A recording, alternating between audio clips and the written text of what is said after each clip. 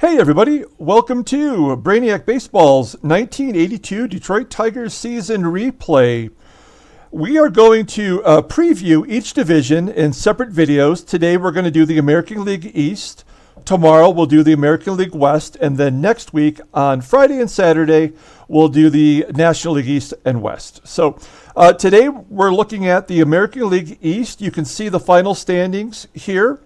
And you'll also see the award winners. And it was a pretty good season. Boston was the class of the division.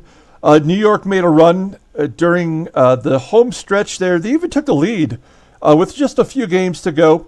But Boston was clearly the best team, although they suffered some injuries. We're going to talk more about each team individually here. But Boston won the division. New York finished second. Detroit and Baltimore, we finished third, tied with Baltimore. Milwaukee faded down the stretch. They finished fifth. And then Toronto and Cleveland were really never in it.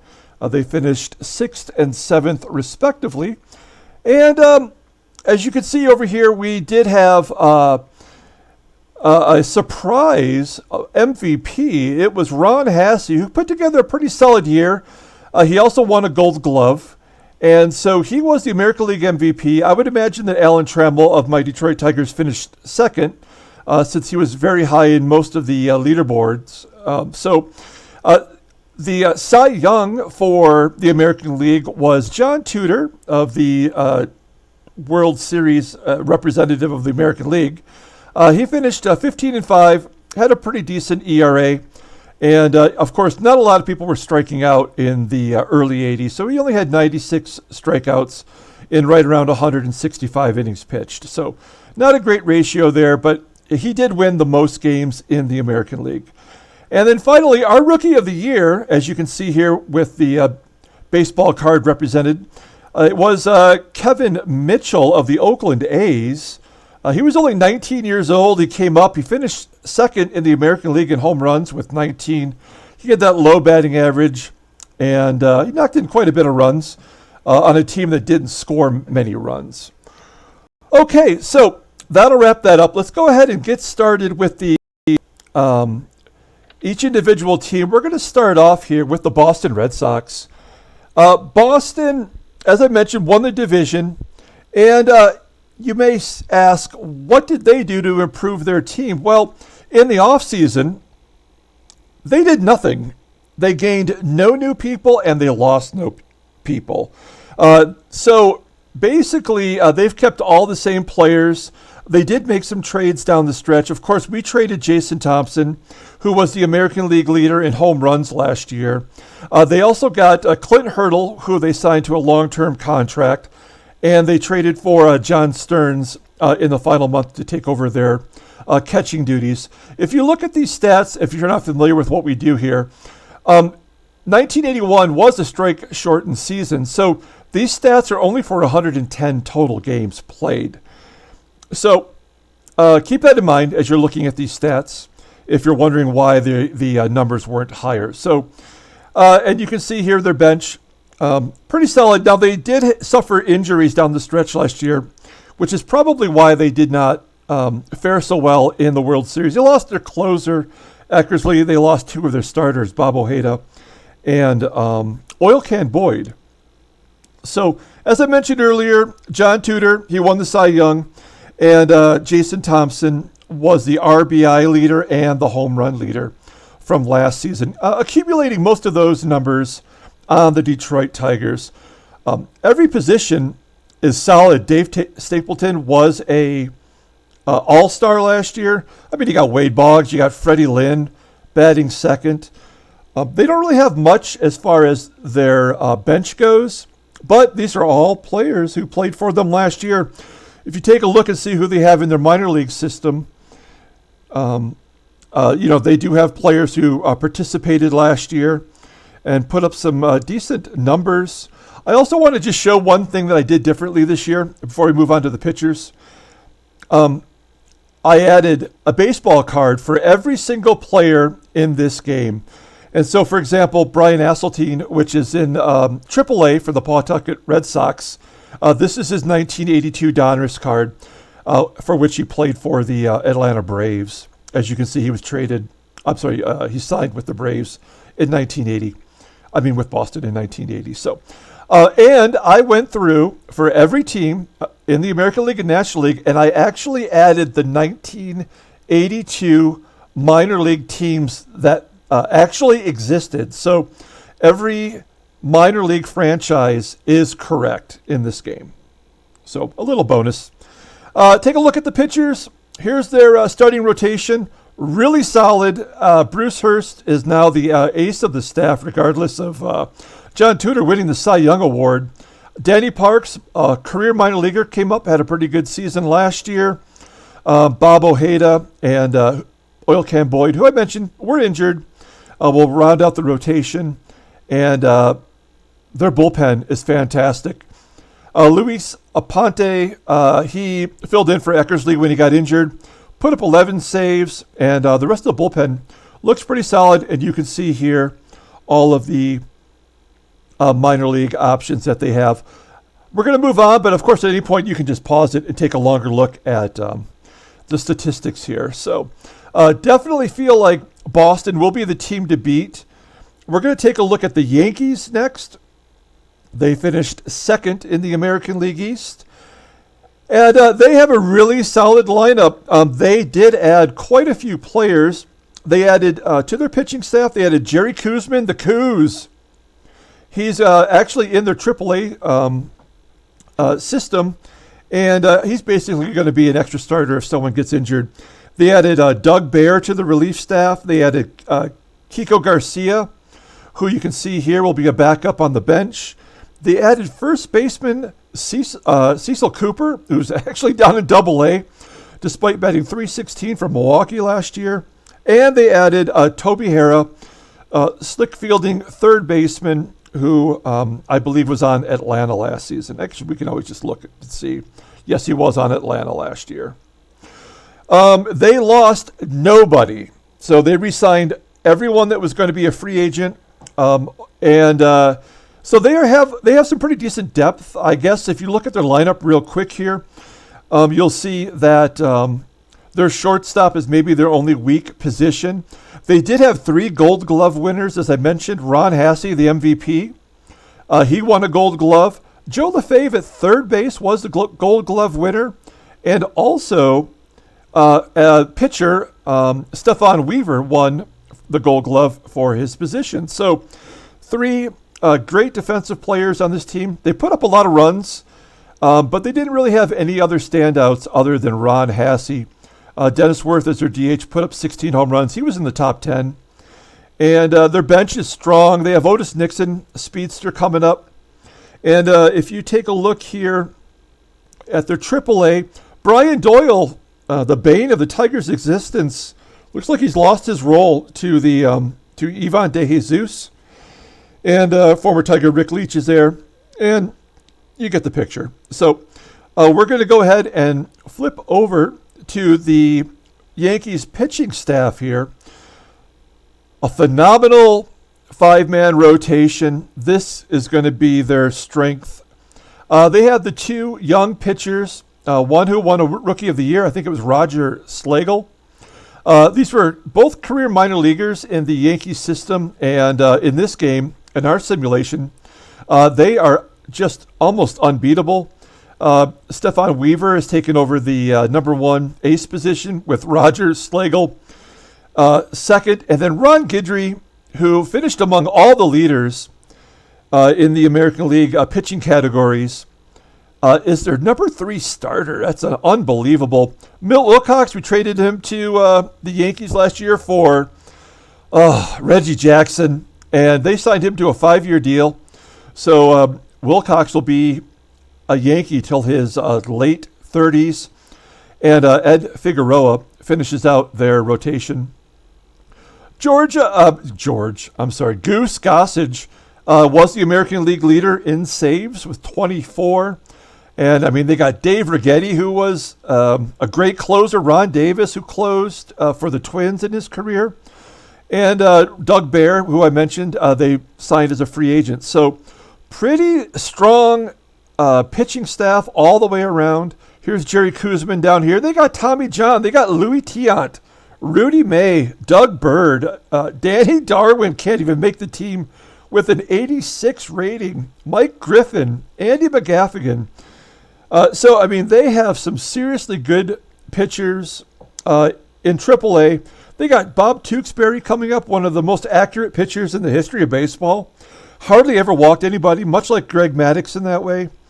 And then you see the single A ball players here. So Yankees are definitely going to give Boston a run for the money if their offense shows up.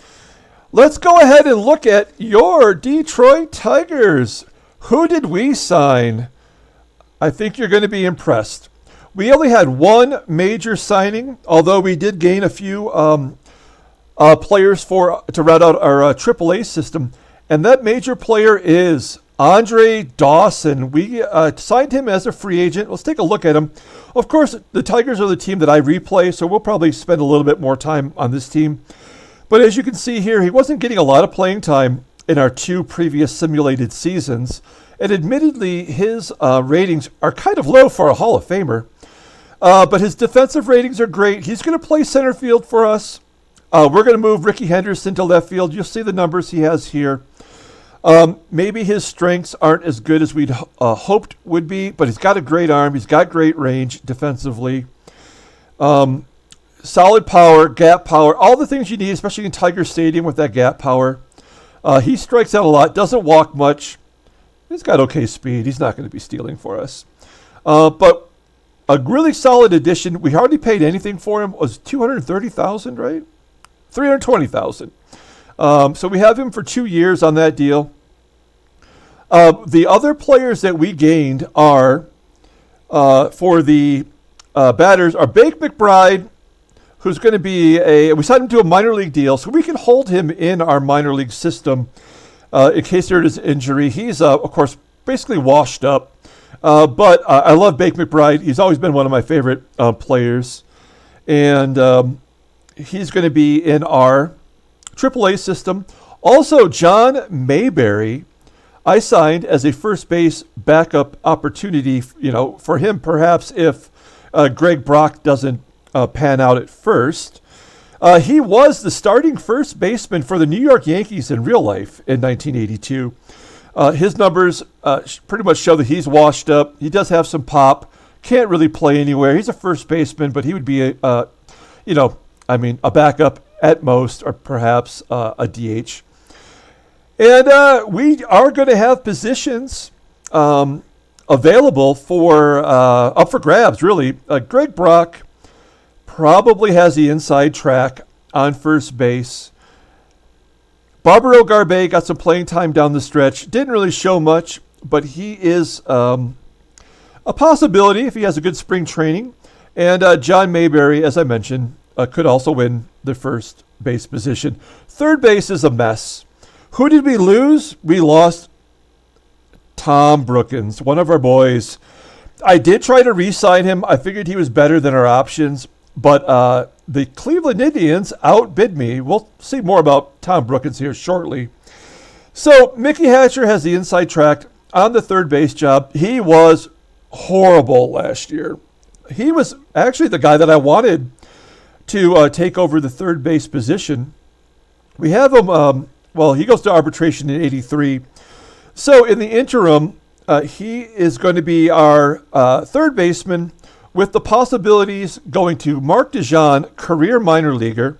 As you can see here, he played for the Triplets, our AAA team, which I believe was Evansville, in 1981. And Howard Johnson, of course, was a great third baseman. He did start his rookie year in 1982 in real life, and this is his 1983 Flair baseball card.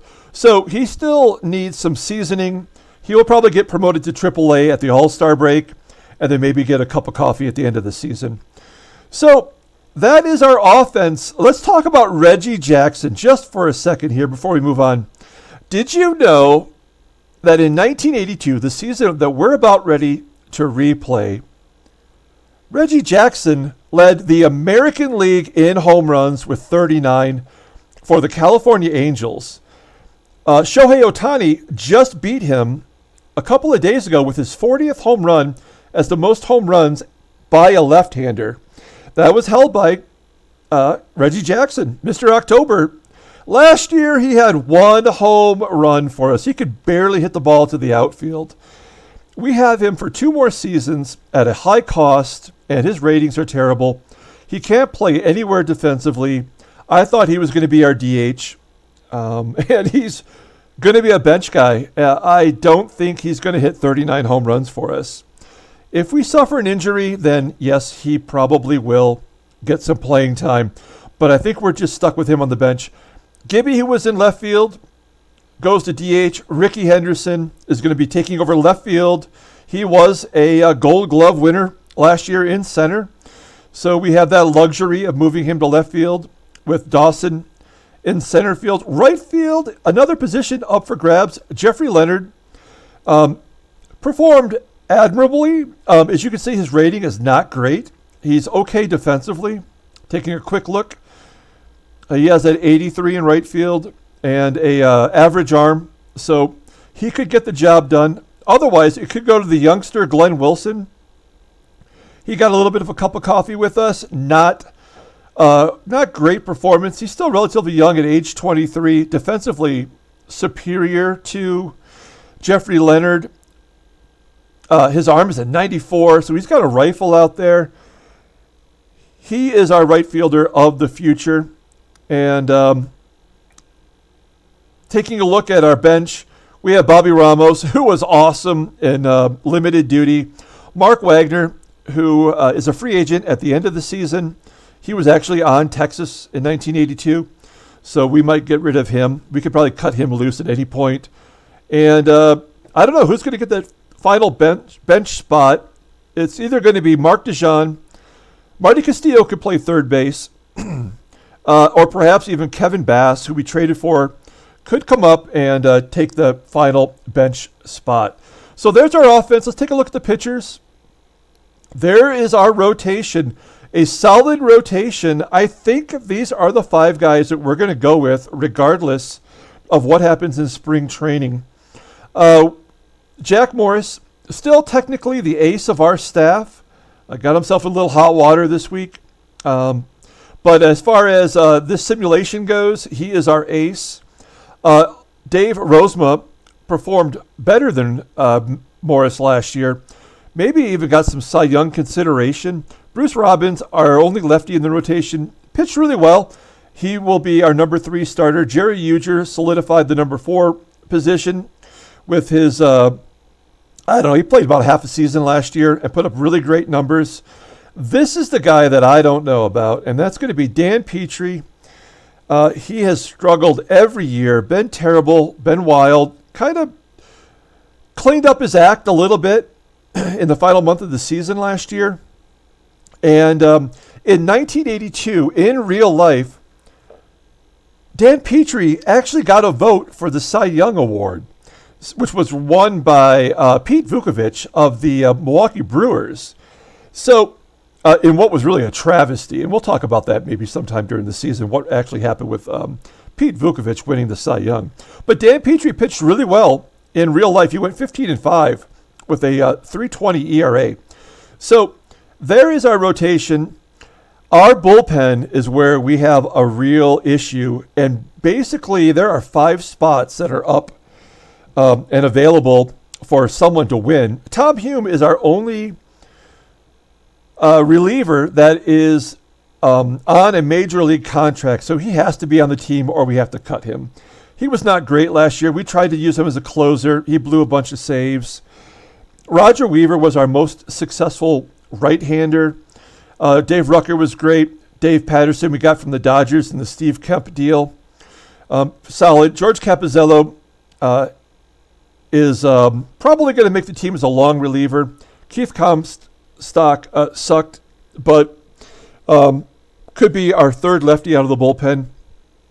If you look at our minor league pitchers here, we did sign veterans Buddy Schultz, who's a lefty, and Joe Kerrigan, who's a righty, to minor league deals. So we have a little bit of veteran experience that we could pull up if we need to, or they might outright win a spot in the bullpen.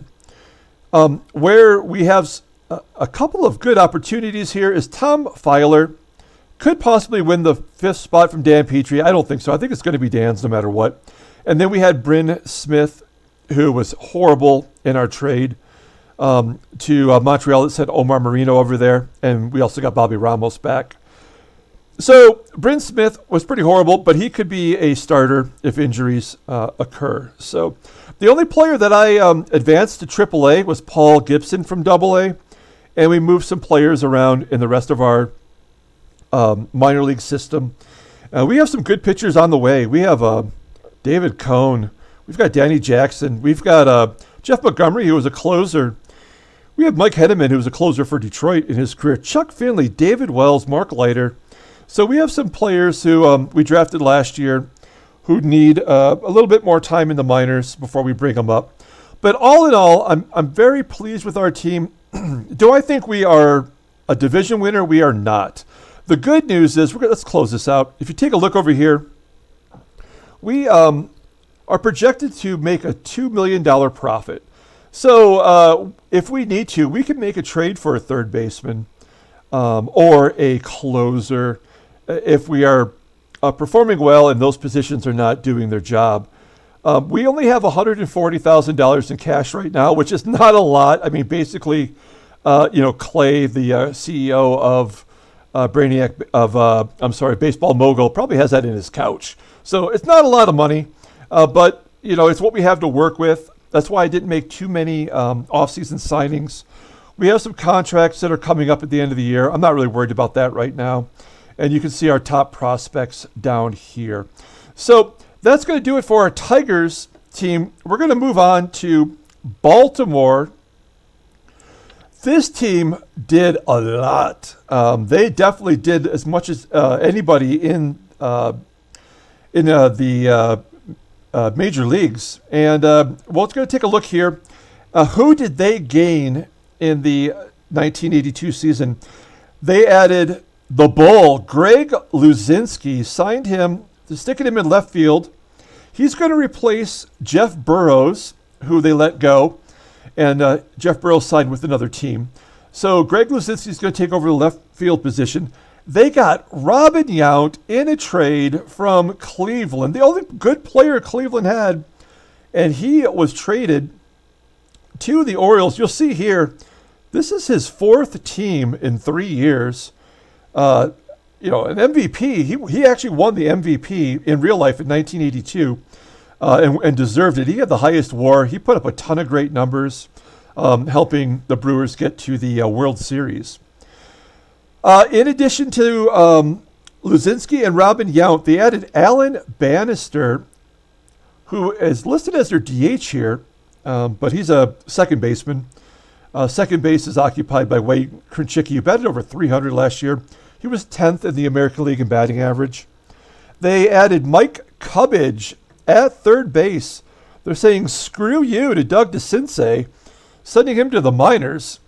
And they're putting Mike Cubbage into that role.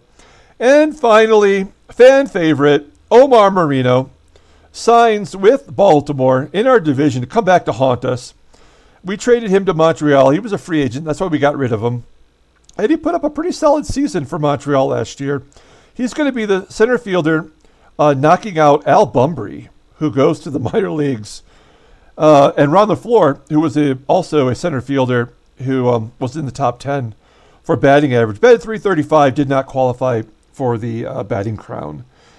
Who did they lose? As I mentioned, they lost Jeff Burrows. They lost Kiko Garcia, who we already saw is on the Yankees bench. They lost their catcher, Glenn Borgman, all-star in the 1980 season. Ray Smith will replace him in the starting lineup. And they lost their closer, Tippy Martinez. They let him go because they traded for Dan Quisenberry. We'll look at the pictures here momentarily. So here is their starting lineup. They really did improve offensively. In a full season, I think we're going to see some decent numbers here. Probably the batting averages will go up as well. And the bench is strong. Bob Bonner, Len Sakata, longtime Baltimore Oriole. Speaking of longtime Baltimore Orioles. Mark Belanger, he started playing in 1965. He's going to be he is 37 years old. Wouldn't be surprised if he got cut. And they have a lot of veterans here in AAA, including Ken Pape, who was their third baseman last year as well. He's sent to AAA. A couple everyday starters in AA. I mean, they got Willie Royster. I mean, they have some really decent players who they can, call up if there are injuries. So a solid team. Let's take a look at their pitching staff real quick. They've traded away so many players. This is all that they have to offer in the minor leagues. Having said that, their rotation is full of studs.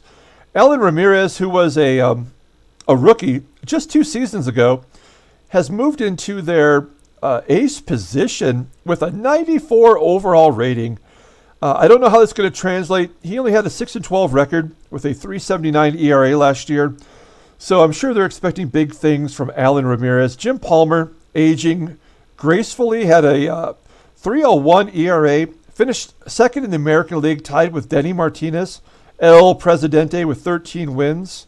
Randy Jones, this is the guy that's killing this team and why they had to make so many trades. They signed him to a free agent deal last year at $1.5 million. And that's a lot in 1982. He's the highest paid baseball player in this game. And in 1982, his career was actually over. He didn't even pitch. So I'm curious to see what happens to him. They have him on the hook until 1985. So that is an untradeable player in this game. As we mentioned, Denny Martinez, really solid. And Mike Boddicker, young up-and-comer, made 6 starts last year down the stretch, and he rounds out their 5th starter in the rotation. As I mentioned, they got rid of Tippy Martinez because they traded for Dan Quisenberry. That's a pretty good deal. Quiz, 16 saves last year. And the rest of their bullpen, pretty decent pitchers. Mike Flanagan will be their 6th starter. He had 10 starts last year. Pitched pretty well. And then in the minors, they even have Scott McGregor. Scott McGregor was a great pitcher in his time. And he can't even make the roster at age 28. And, they've got nothing. They have Storm Davis coming up in single-A ball. And that's it. Maybe Sammy Stewart in relief. But, this is a solid pitching staff. Not much to work with. Maybe they'll make a couple of trades. Of course, we haven't even done spring training yet, so there's probably going to be some roster movement. Let's move right on to Milwaukee. This is the team that did the least amount of free agent signings. They finished the year with negative in their cash, so they could not re-sign any free agent player to their team. Now, they could go to arbitration and re-sign players there, but they could not make any free agent signings or sign any of their players that were going to free agency. So they really screwed themselves. Look at this roster. It is filled with a bunch of nobodies. Paul Molitor led the American League with a .337 batting average, best player on the team. Chet Lemon, of course, one of my favorite players in center field, and then a bunch of hacks. They traded away Jim Gantner to get rid of payroll. That just happened about 2 weeks ago in the game time. And so he got traded away. They got a couple scrubs for him. They lost, of course, Cecil Cooper, we mentioned, is in New York's minor league system. They lost their ace, Moose Haas. He went to a team that we'll see tomorrow in the American League West. And they lost a solid reliever in Bob McClure. Now, having said that, they have Charlie Moore on their bench, a solid catcher. Probably should be their starting catcher over Dave Sachs, but Sachs has better numbers, ratings. So, but he had a crappy year all around. Doug Lohman never even played last year. He's their left fielder, which brings to mind, why is Gorman Thomas not in their lineup? I know he's not great, but he was the player who tied with Reggie Jackson in 1982 with 39 home runs. So Corbin Thomas probably should be in the lineup, but he can't even break these scrubs. Minor league, they have Larry Heisel, who was an everyday starter for them last year. His ratings have gone down so low that they stuck him in AAA. And then they got nothing. They got Ernie Riles. He could probably come up and make some noise in the majors. They do have Dante Bichette in single A, and really not much else to show. Mike Felder out of single A made some waves, getting a late season call up. So this team probably going to finish last place. It's either them or Cleveland, but Cleveland did some positive things. We're going to look at them momentarily. Let's take a look at their pitching staff. There we go. Teddy Higuera is the staff ace. He won the ERA title last year, probably gave John Tudor a run for his money as far as the Cy Young Award goes. The left-hander was 11-10, not a great record, but he had a 2.60 ERA. Tom Candiotti, yet to learn the knuckleball, is their number 2 starter, and then it's just scrubs. I mean, Fred Holdsworth and Bill Travers, who didn't pitch at all last year, were out of baseball by 1982. Not great. Their closer is Doug Jones. He was a real closer in real life. So that's an asset to the team. And they have Pat Underwood, who we traded away down the stretch because we weren't going to re-sign him anyway. So we miss him. He was actually really great for us, and we'll probably help them anchor the bullpen. The minor leagues, again, not great. I mean, they have nobody. Nobody. Not even any big names that I could see here. So, they're in trouble. By far the worst team in the American League East, anyway. And so I'm looking forward to seeing, how their season turns out. They're projected to make a profit, so they're going to earn this back. And when they get into the positive, maybe they'll start signing whatever free agents are left over. We'll see. So maybe they won't finish as poorly as we think. Let's look at the Toronto Blue Jays. They managed to finish 6th in the American League last year. I don't know how they did it. This team is pretty bad as well. Let's take a look at who they gained. They signed Warren Cromartie from Montreal. Actually, a really great player in his time. His ratings here are not great. He should be playing left field, not Al Woods. But what are you going to do? They gained, for some reason, a couple of third basemen. Their third baseman last year was Roy Howell. He was their all-star representative, and they stuck him in AAA. They signed Paul Dade, and they signed Dave Rosello, and they're both third basemen, and they've already superseded Roy Howell. So that's like a slap in the face, right? In addition, they brought up Chris Szabo, who I guess is pretty young in this game, 20 years old, probably not ready for the majors yet. But he's a third baseman. So I don't know what this team is doing. They have a whole bunch of third basemen on the roster. Who did they lose? Cleveland, they traded away Robin Yount, as I mentioned, to Baltimore, for a couple minor leaguers that will probably help the team. They lost their 5th starter, Mike Paxton. They lost Dwayne Kuiper, Sid Mungie, reliever, and their power-hitting DH, who was on... I'm sorry. I'm reading the wrong roster here. Sorry about that. They lost only 2 players, and that is Baylor Moore and John Mayberry. We're doing Toronto. We're not doing Cleveland. So they lost John Mayberry, who I signed. They lost Baylor Moore, who was on their in their bullpen. So this team, pretty rough. You see they have one player with an 82 rating, which is Danny Tartable, their cleanup hitter, who is still very young, only 19 years old. You'll see him represented here with his minor league baseball card from that year. So this team, pretty rough. Not a lot to expect from them as far as their lineup goes, but they do have some people on the way. They have they have Danny Ainge, right? They have maybe they don't have anybody good. I thought, Lloyd Mosby, of course, solid outfielder for them. Jesse Barfield, George Bell, that's who I was thinking of.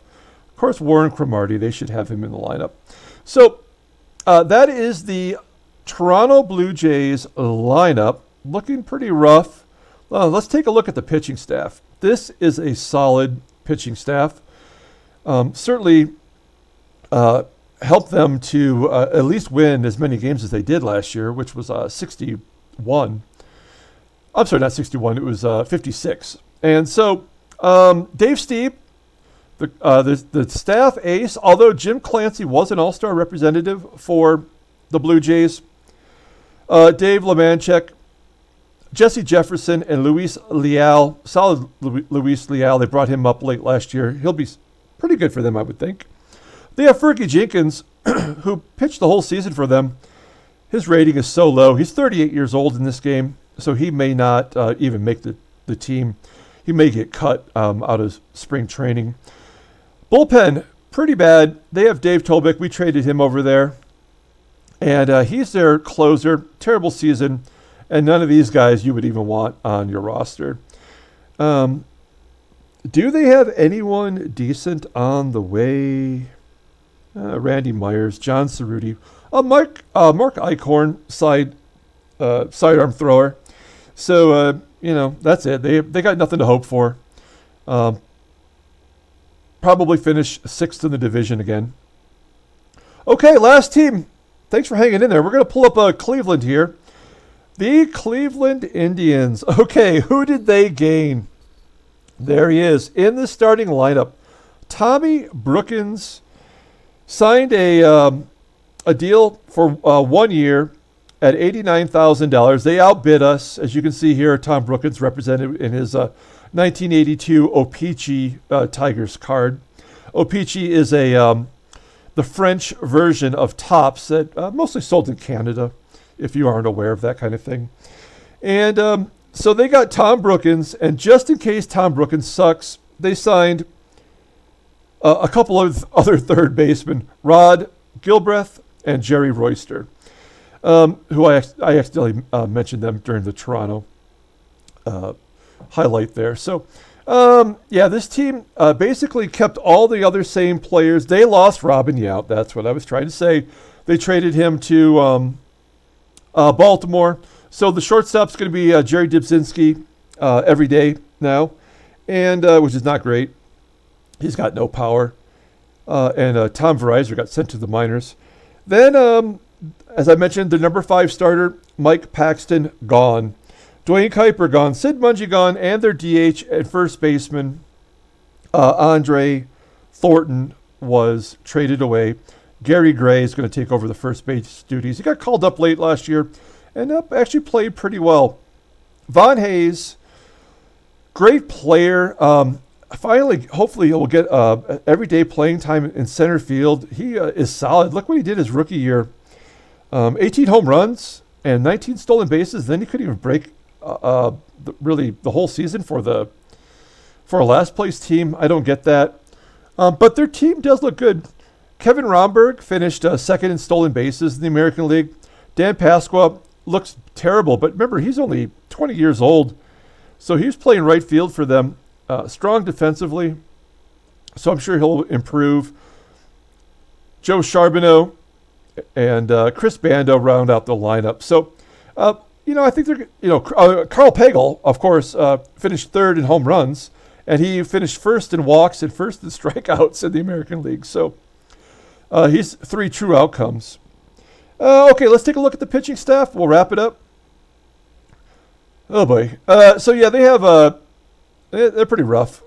John Denny, he pitched well against us, actually, with that 5-12 record. He is their staff ace. I use that term loosely. Larry McCall, career minor leaguer. Wayne Garland, Len Barker, Eric Wilkins. As far as opportunities in the minors, I mean, they got nothing. Nothing. Rick Waits maybe could get a couple starts with his terrible numbers. Oh, boy, yeah, they're rough. Looking at their bullpen, Victor Cruz, actually a really good closer for them. Accumulated 19 saves, had a decent ERA. All of their bullpen is the same from last year.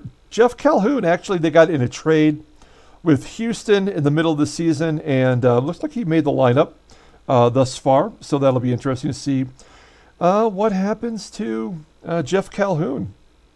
So that's going to do it for the American League East preview. We're going to come back tomorrow. We're going to do the American League West. We'll give a rundown. There's a lot of exciting things that happened. Minnesota, who won the division, can't wait to show you what they did in the offseason. They had the biggest splash. So they're for real. And then on Friday and Saturday of next week, we'll do the National League East and West previews. So that's going to do it for now. Thanks for sticking in there. I hope everyone enjoyed that.